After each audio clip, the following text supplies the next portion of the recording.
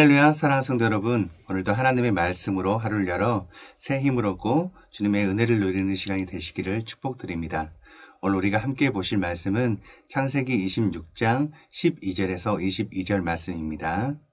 이삭이 그 땅에서 농사하여 그 해에 100배나 얻었고 여호와께서 복을 주심으로 그 사람이 창대하고 왕성하여 마침내 거부가 되어 양과 소가 떼를 이루고 종이 심이 많으므로 블레셋 사람이 그를 시기하여 그 아버지 아브라함 때에 그 아버지의 종들이 판 모든 우물을 막고 흙으로 메웠더라.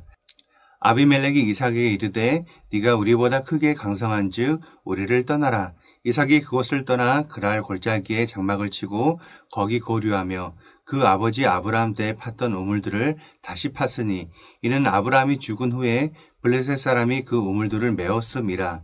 이삭이 그 우물들의 이름을 그의 아버지가 부르던 이름으로 불렀더라. 이삭의 종들이 골짜기를 파서 샘 근원을 얻었더니 그날 목자들이 이삭의 목자와 다투어 이르되 이 물은 우리의 것이라 하매 이삭이 그 다툼으로 말미암아 그 우물 이름을 에색이라 하였으며 또다시 우물을 팠더니 그들이 또 다툼으로 그 이름을 신나라 하였으며 이삭이 거기서 옮겨 다른 우물을 팠더니 그들이 다투지 아니하였으므로 그 이름을 르호봇이라 하여 이르되 이제는 여호와께서 우리를 위하여 넓게 하셨으니 이 땅에서 우리가 번성하리로다 하였더라. 할렐루야, 사랑하는 성도 여러분, 우리는 매일 아침 눈을 뜨는 순간부터 소유의 문제와 씨름하며 살아갑니다. 내 시간, 내 돈, 내 자녀, 내 건강, 그리고 내가 이룬 성과, 우리는 자신도 모르는 사이에 삶의 모든 영역에 내 것이라는 편말을 세워놓고 그것을 지키기 위해 굳건한 성벽을 쌓아 올립니다. 내가 흘린 땀과 노력으로 얻어낸 결과물들이기에 그 소유권은 당연히 나에게 있다 이렇게 믿으며 그 누구도 나의 영토를 침범해서는 안 된다고 생각을 합니다. 이러한 내 것이라는 견고한 믿음은 우리의 삶을 끊임없이 경쟁과 갈등의 현장으로 내몹니다. 직장에서의 더 나은 자리를 차지하기 위해 동료와 보이지 않는 신경전을 벌이고 사업의 영역에서는 단 하나의 이익이라도 더 얻기 위해 치열하게 다툽니다. 때로는 가장 거룩해야 할 그 교회의 사역 안에서조차 내 사역, 내 부서, 내가 세운 공로를 주장하며 서로를 향한 시기와 다툼의 벽을 높이 쌓아 올릴 때가 얼마나 많은지 모릅니다. 마치 메마른 광야에서 오직 내가 판 우물만이 생명수라고 믿으며 그 우물가에 찾아오는 모든 일을 경계하고 쫓아내는 목자와 같은 그 모습이 바로 우리의 모습일지 모릅니다. 우리는 그 우물, 즉 내가 가진 물질, 내가 이룬 성공, 내가 쌓은 그 명예가 마르게 될까봐 전전긍긍하며 누군가의 그 우물을 빼앗아 갈까봐 불안에 떨게 됩니다. 그래서 다툼과 반목의 쓴물이 솟아나는 것을 알면서도 우리는 필사적으로 내 우물을 소유권으로 주장하며 그 자리를 떠나지 못하게 되는 것이죠. 하지만 오늘 우리가 함께 묵상할 말씀은 이처럼 내 우물에 집착하며 살아가는 우리에게 전혀 다른 차원의 삶의 방식을 보여주고 있습니다. 오늘 본문에 나타난 이삭은 우리가 상상할 수 없는 부와 풍요를 누렸지만 역설적이게도 그는 소유를 위해 싸우지 않았습니다. 오히려 그는 자신이 판 우물을 기꺼이 포기하고 양보하며 새로운 곳으로 나아가는 세상의 관점으로는 이해할 수 없는 선택을 반복합니다. 오늘 묵상을 통해 이삭이 우물을 파기하는 그런 여정을 따라가며 우리가 그토록 지키고자 하는 복의 진정한 근원이 어디에 있고 그 복의 소유권이 진정 누구에게 있는지를 깊이 깨닫는 시간이 되시기를 원합니다. 그래서 다툼과 반목의 우물가, 에색과 신나를 떠나 하나님께서 예비하신 넓고 평안한 르호봇의 은혜를 경험하는 우리 모두가 되기를 주님의 이름으로 축원드립니다. 오늘 본문의 시작은 하나님의 놀라운 축복 선언입니다. 11절은 이렇게 증언합니다. 이삭이 그 땅에서 농사하여 그 해에 100배나 얻었고 여호와께서 복을 주심으로. 당시의 그랄 땅은 극심한 흉년이 들어서 먹을 것조차 구하기 어려운 땅이었습니다. 모두가 절망하고 포기하는 그 땅에서 이삭은 하나님의 말씀에 순종하여 씨앗을 뿌렸습니다. 그리고 그 결과는 인간의 상식과 계산을 뛰어넘는 100배의 결실이었습니다. 이것은 이삭의 농사 기술이 뛰어났다거나 그가 남들보다 성실했기 때문이 아닙니다. 성경은 그 이유를 단 한 가지로 명확하게 설명을 하고 있습니다. 여호와께서 복을 주심으로. 이것이 바로 신앙의 첫 번째 원리입니다. 우리의 삶에 맺히는 모든 풍성한 열매, 우리가 누리는 모든 성공과 성취의 근원은 나의 노력이 아니라 하나님의 주권적인 은혜, 그 축복에 있음을 인정하는 것입니다.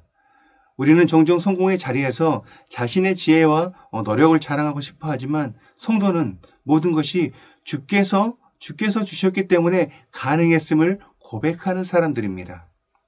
그런데 역설적이게도 하나님의 복이 임하자 예상치 못한 문제가 발생하게 돼요. 14절은 이삭이 양과 소가 떼를 이루고 종이 심이 많은 거부가 되자 블레셋 사람이 그를 시기하여 이렇게 기록을 하고 있습니다. 세상은 하나님의 복을 받은 자를 환영하지 않았습니다. 오히려 그를 시기하고 질투하기 시작했습니다. 그들의 시기는 단순히 마음속의 감정으로 끝나지 않았습니다. 15절 말씀을 보면은 그들은 이삭의 아버지 아브라함 때 팠던 모든 우물을 막고 흙으로 메워버리는 생존을 위협하는 매우 악의적인 행동을 감행하고 있습니다.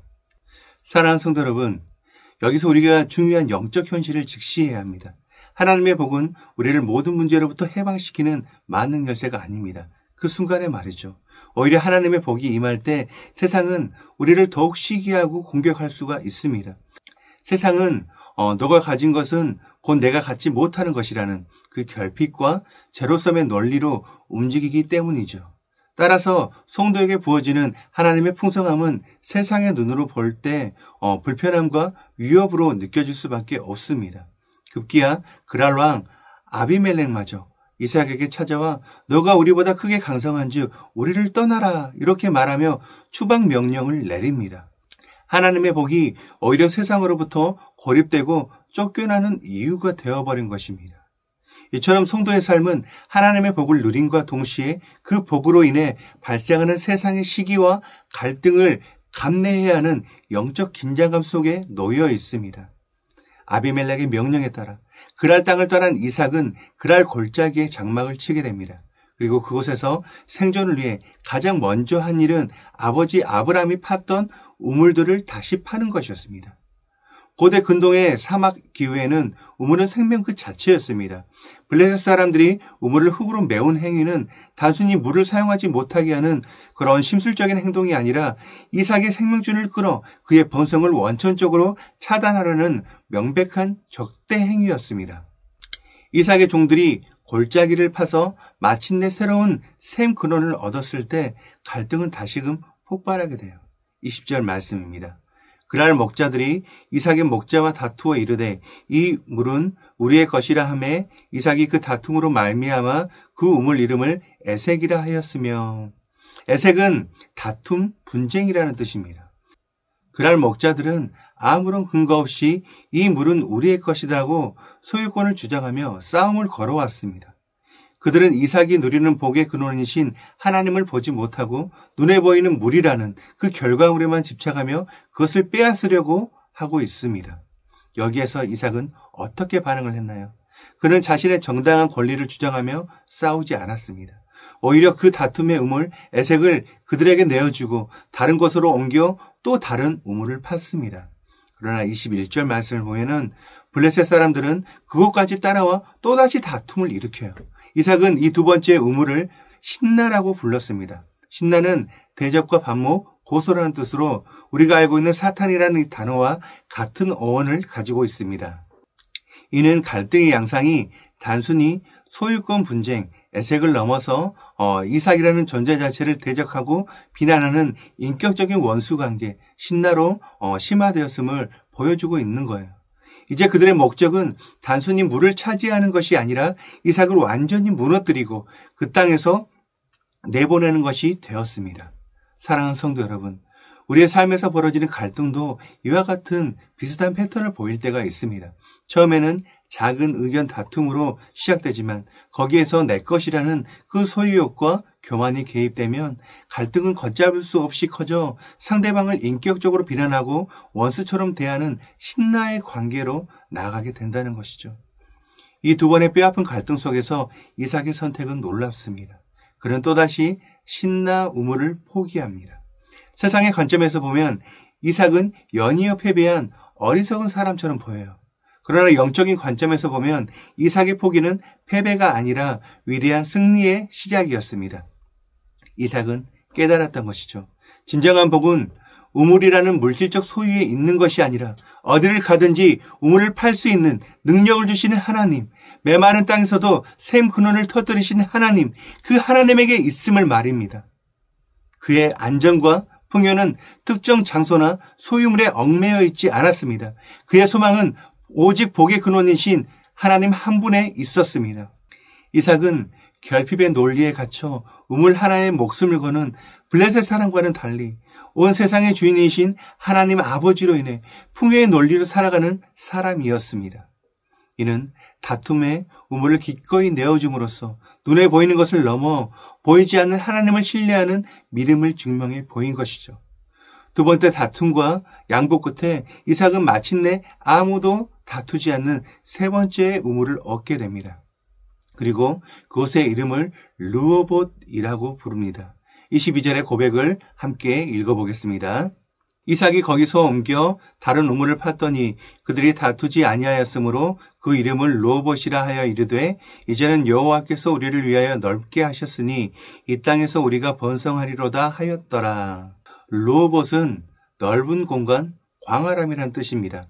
르호봇은 단순히 다툼이 없는 세 번째 우물을 의미하지 않습니다. 그것은 다툼과 대적의 자리를 기꺼이 포기하고 하나님의 인도하심을 신뢰한 자에게 주어지는 새로운 차원의 축복입니다.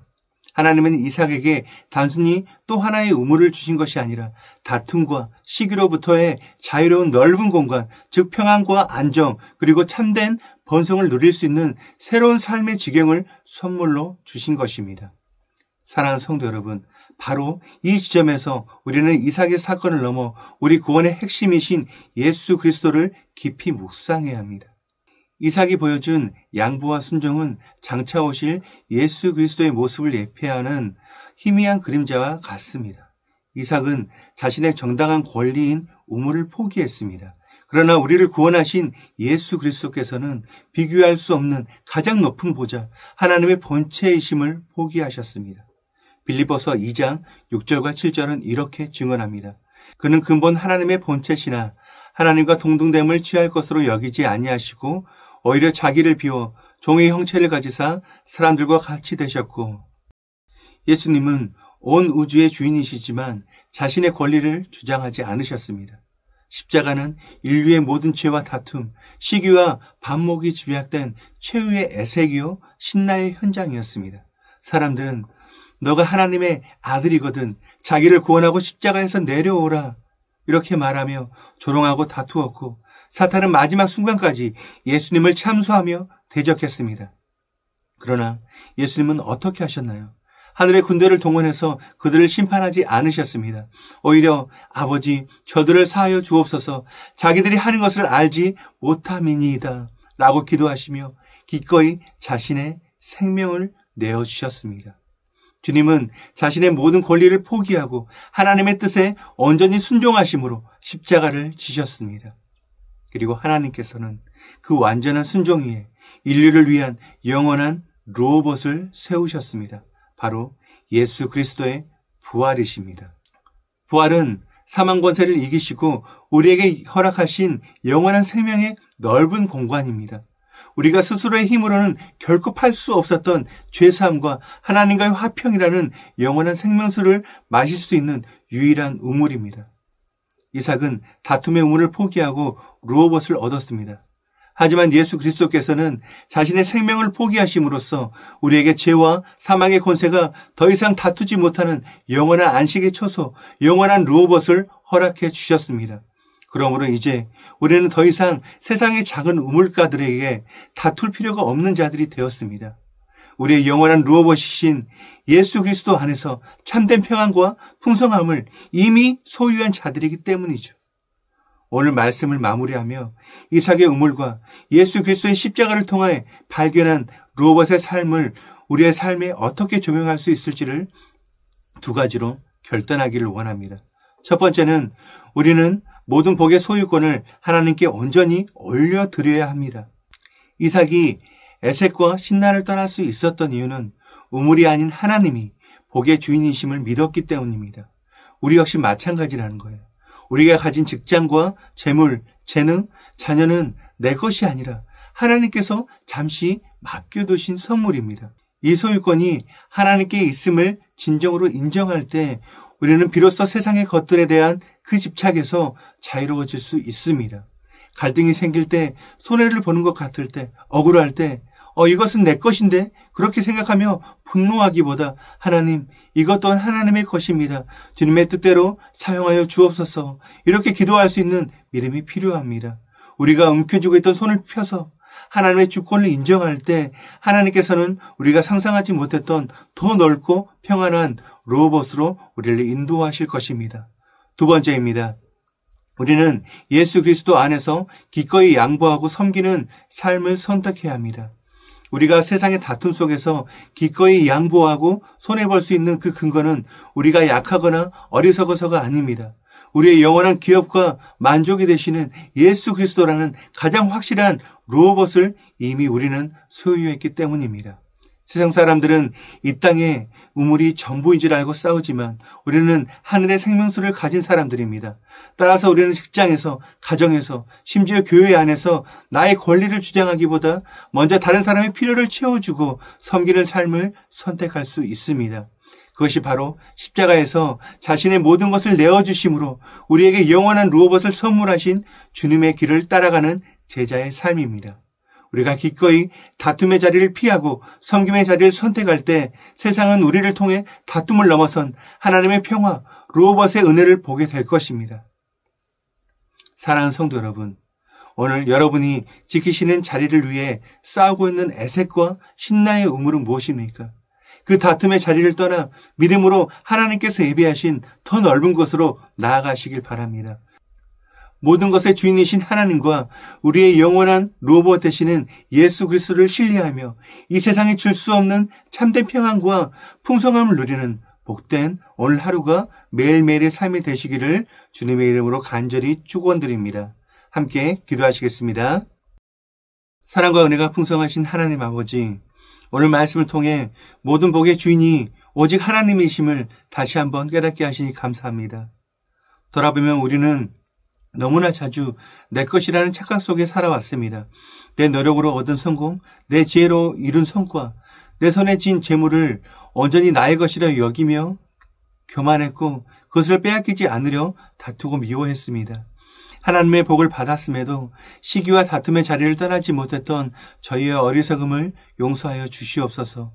이삭은 우물이라는 그 결과물에 집착하지 않고 복의 근원이신 하나님을 바라보며 기꺼이 에색과 신나를 떠났습니다. 우리 주님이신 예수 그리스도께서는 십자가 위에서 모든 권리와 생명까지도 포기하시고 아버지의 뜻에 온전히 순종하심으로써 우리에게 영원한 생명의 로봇을 허락하신 그 놀라운 사랑을 기억합니다. 주님, 이제는 우리 삶의 모든 소유권을 주님께 올려드립니다. 오늘 하루 내게 주어진 시간과 재물, 관계 속에서 갈등이 찾아올 때 억지로 내 것을 지키려 싸우기보다 잠잠히 하나님의 뜻을 구하게 하여 주시옵소서. 우물을 파는 능력보다 우물을 포기하고 떠날 수 있는 믿음을 주시고 그리하여 마침내 주님께서 예비하신 넓은 곳, 로봇의 은혜를 경험하는 복된 하루가 되게 하여 주시옵소서. 모든 것의 주인이신 예수 그리스도의 이름으로 기도드립니다. 아멘. 오늘 우리가 함께 기도할 도구기도 제목은 회복된 가정 위에 세워진 공동체가 되기 위하여입니다. 첫 번째로 생명력 넘치는 건강한 교회를 위하여 하나님과의 관계가 회복되고 하나님 중심의 가치관으로 세워지는 건강한 교회가 될 수 있도록 기도하시기 바랍니다. 두 번째로 널리 나누고 베푸는 풍성한 교회를 위하여 이웃과 지역사회를 위하여 선한 영향력을 끼치고 그리스도의 사랑을 널리 베풀 수 있는 교회가 될 수 있도록 기도하시기 바랍니다. 이어서 육신의 질병으로 고통받고 있는 교회 식구들, 경제적 어려움을 겪는 식구들, 타지와 타국에 있는 식구들, 군 복무 중인 청년들, 우리 교회의 다음 세대를 위해 기도하시기 바랍니다. 또한 나라와 민족을 위해서, 한국교회와 세계 선교를 위해서 기도하시기 바랍니다. 끝으로 오늘도 주님과 깊이 교제하시는 하루가 되길 소망하며 각자의 기도 제목을 놓고 기도하시겠습니다.